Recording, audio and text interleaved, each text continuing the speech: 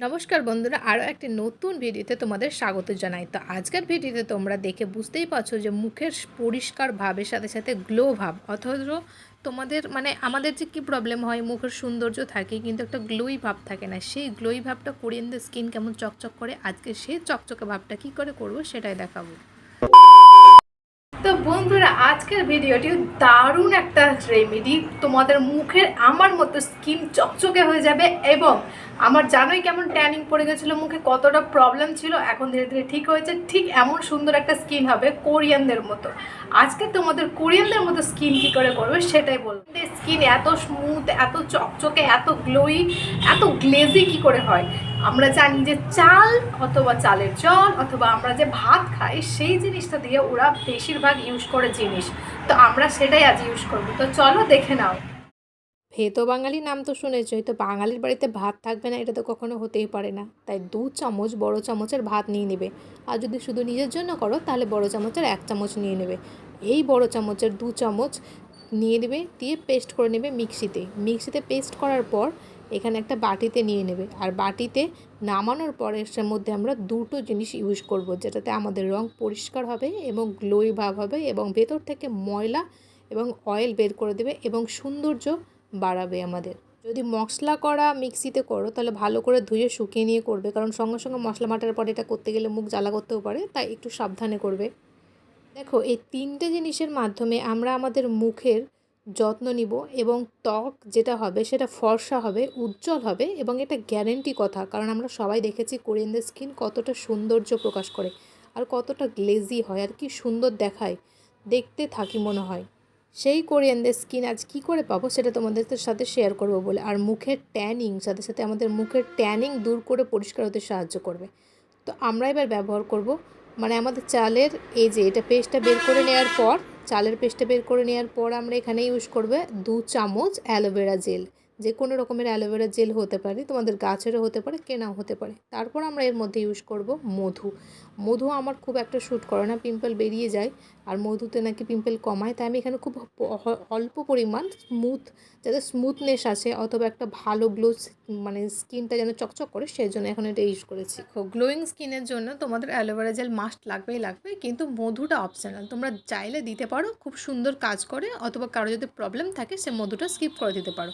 এবার আর্দ্রতা, শুষ্ক হাওয়া চলছে, গরমকাল তো পড়েই গেছে, তোমরা এটা নাড়তে নাড়তে দেখবে অনেকটা শক্ত হয়ে যাচ্ছে। তো এর মধ্যে হয় জল মিশিয়ে নেবে অথবা একটু গোলাপ জল মিশিয়ে গুলতে থাকবে, কারণ পুরোটা মিক্স করতে হবে খুব ভালো করে।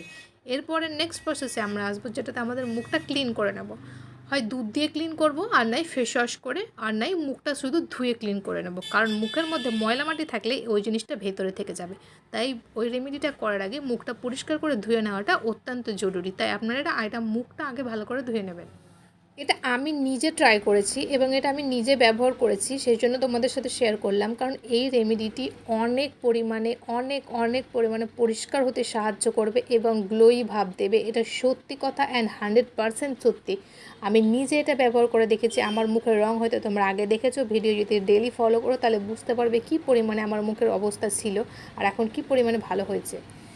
এই যে চালের এই জিনিসটা যে কোনো হতে পারে, চালের গুঁড়ো হতে পারে অথবা চালের জল হতে পারে, এটা কিন্তু আমাদের মুখের কালো দাগ দূর করে এবং কালো দাগ ছোপ থাকে এবং রিঙ্কেলস পড়ে গেলে যে জিনিসটা হয় সেটাও দূর করে। কারণ এটা দেওয়ার পর যারা ম্যাসাজ করে নেবে তাদের রিঙ্কেলসটা দূর হবে। আমার মুখে অতটা প্রবলেম নেই, তাই আমি এটা লাগিয়ে শুধু শুকোতে দেবো।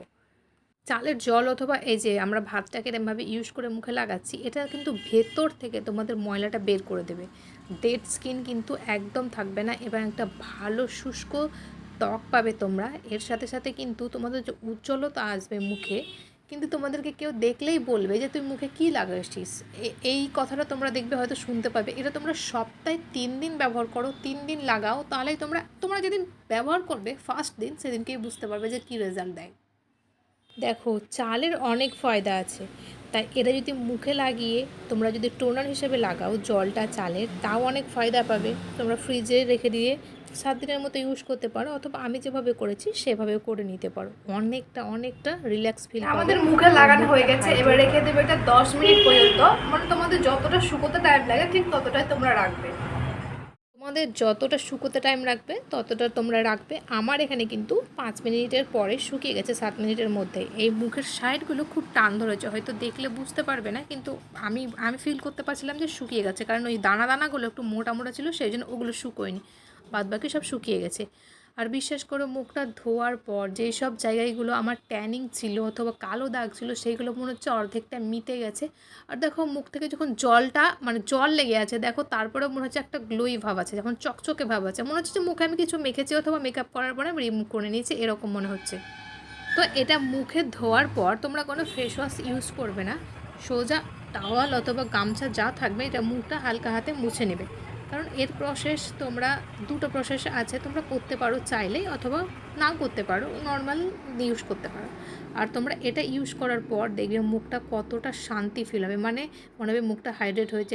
এরপর চাইলে আপনারা একটু অ্যালোভেরা জেলের সাথে আমন্ড অয়েল মিশিয়ে মুখে লাগাতে পারেন, অথবা যে কোনো ময়েশ্চারাইজার ক্রিম লাগিয়ে নিতে পারেন। তো বন্ধুরা, আজকের ভিডিওটি এখানে কেমন লেগেছে অবশ্যই জানাবে, আর ভালো লাগলে লাইক শেয়ার কমেন্ট সাবস্ক্রাইব করে দিয়ে যাবে। তো দেখা হবে নতুন একটা ভিডিওর সঙ্গে, ততক্ষণ ভালো থাকবে, সুস্থ থাকবে, বাই বাই।